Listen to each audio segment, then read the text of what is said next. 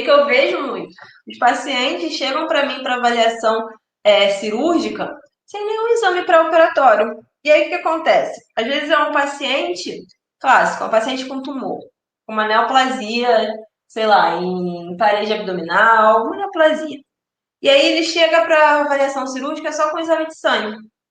Gente, você tem que saber o que que você vai solicitar para esse paciente de exame de sangue, de exame de sangue não, mas de exames complementares para o procedimento cirúrgico. Por quê?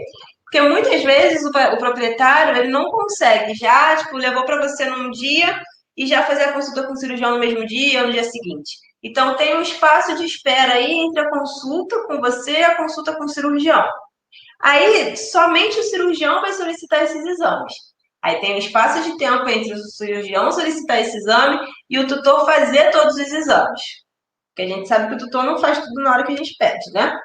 E aí, por exemplo, já passou 15 dias quando ele voltou com todos os exames. No caso de uma castração eletiva, ok, não vai acontecer nada. Mas, por exemplo, no caso de uma neoplasia, dependendo do grau dessa neoplasia, da agressividade desse tumor, você entende que em 15 dias você já pode ter um prognóstico muito diferente desse paciente? Esse tumor ele pode ter crescido assim absurdamente. E aí, muitas vezes, uma cirurgia que seria uma reconstrutiva simples, um retalho ali, só para pegar margem, se torna uma cirurgia muito mais agressiva, tá? Eu já vi caso que, mas aí foi porque o tutor demorou para levar para operar, que eu tive que fazer, o indicativo era fazer até, eu tive que fazer amputação, e o indicativo era fazer também uma penectomia. Por quê? Porque ele estava com um tumor enorme na pata direita, pélvica, o linfonodo inguinal, assim, totalmente infartado, e já comprometendo a região de pênis, tá? Então, o indicado seria fazer junto a penectomia, mas você consegue ver a agressividade de uma cirurgia dessa? Eu só não fiz porque isso foi na residência. Porque o tutor não quis fazer a penectomia no cachorro, tá? No final deu mastocitoma, se eu não me engano. Acho que era mastocitoma. E aí eu fiz só a amputação e a remoção do linfonodo. Logo depois voltou esse tumor ali na região da sutura, né? Voltou. Por quê? Porque não foi feita a cirurgia da melhor maneira possível, tá? Porque demorou para ser realizado o procedimento, tá bom? E no pós-operatório? Gente, tem muita dificuldade ainda dos veterinários em saberem como manter um animal em internação que acabou de passar por uma cirurgia de corpo estranho, por exemplo. Corpo estranho intestinal. Alimenta, não alimenta? O que você acha? Isso daí ainda é um dilema. E não tem que ser, tá? Não tem que ser. Já tem aí descrito que a gente não tem necessidade, não pode. Tem gente que deixa animal em pós-operatório de cirurgia intestinal, seja corpo estranho, seja uma ressecção por neoplasia, 24, 48 horas sem comida de pós-operatório. Gente, isso não existe mais, tá? Isso não existe. Então, saber manejar esse paciente num pós-operatório, no pré-operatório. E no transoperatório, não é que eu estou te falando que isso daí não é função do cirurgião, é sim, tá? É função do cirurgião deixar tudo lá na ficha do animal, escrito o que tem que fazer, o que não tem que fazer naquele animal de pós-operatório que está internado. Mas você tem que ter uma noção também para poder contestar, para poder falar. Porque eu vejo cirurgião ainda até hoje indicando 48 horas de jejum pós-operatório de uma cirurgia intestinal, tá? Isso não é mais indicado. Então você tem que ter esse conhecimento básico da cirurgia, tá? E no pré-operatório, sim, muitos procedimentos cirúrgicos, a clínica cirúrgica é função do cirurgião, sim. Mas você, como clínico geral, você tem que saber orientar esse tutor, por quê? Porque é em você que ele chega primeiro, tá? Antes de chegar no cirurgião.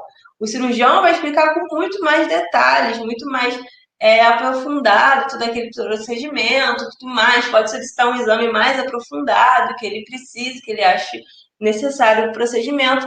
Mas o básico, como no exemplo que eu fiz, falei de um animal com neoplasia, solicitar um exame de sangue completo, solicitar uma radiografia de tórax, uma citologia do tumor e uma ultrassom abdominal, um risco cardiológico, gente, já é função aí do clínico, tá? Tem um paciente chegando para consulta com o cirurgião já com todos os exames, então você tem ali um cirurgião que vai avaliar os exames e já marcar a cirurgia. Então você reduz o espaço ali de tempo entre o atendimento e o procedimento cirúrgico. E isso daí pode salvar a vida do paciente, pode fazer com que o procedimento seja menos agressivo do que seria se demorasse muito, tá? Então, ó, basicamente, o que eu quero abrir os seus olhos para você que é clínico, para você que trabalha como plantonista, eu amo cirurgia, gente, eu amo cirurgia. E eu já tive muitos problemas, muitas complicações por conta de manejo inadequado, tanto no pré quanto no pós-operatório, tá? E pacientes vindo a óbito porque não sabia estabilizar o paciente antes do procedimento cirúrgico, tá? Pacientes precisando de procedimentos mais agressivos porque o procedimento básico não foi feito da maneira correta, tá? Um hospital que eu trabalhava tinha muita cirurgia indicativa de hiperectomia.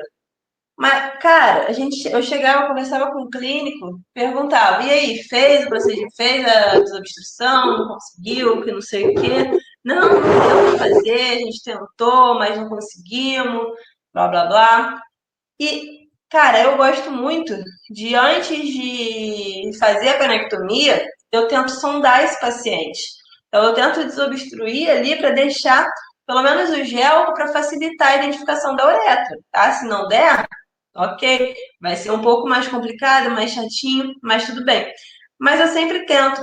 E vou te falar que poucas foram as vezes que na hora que eu fui passar o gel, eu não consegui passar o gel para minha cirurgia, tá? Poucas foram as vezes. E o que que é? Você vai conversar com o clínico? Ah, não sedou, ou então fez só um analgésico, não fez um bloqueio do nervo pudendo para auxiliar ali no relaxamento da uretra. Óbvio que com anestesista a gente vai ter peridural, então a uretra vai estar muito mais relaxada, mas o bloqueio do nervo pudendo faz um efeito muito parecido com a peridural, tá? Não teve paciência. Então, cara, não tem paciência para desobstruir um gato, vai dar ruim, você não vai conseguir. Você tem que ter paciência, você tem que fazer com calma, tranquilidade, conhecer a anatomia, lembrar do S peniano, tá? Então, são coisas que, por desconhecimento, por falta de querer saber do veterinário, é o paciente que sofre, tá? É o paciente que sofre. Então, saber sobre procedimentos ambulatoriais cirúrgicos te ajuda a melhorar o prognóstico do seu paciente. Então, um paciente que possivelmente viria a óbito porque você não sabe fazer uma punção cricóide, ou uma cricotireoidostomia, ou uma toracocentese, ou até mesmo porque você sabe, mas você tem medo, você tem insegurança, você tem medo de errar, você tem medo de matar o paciente, é o paciente que está sofrendo, tá? Se ele tivesse caído na mão de uma pessoa que sabe fazer, ele não passaria por isso.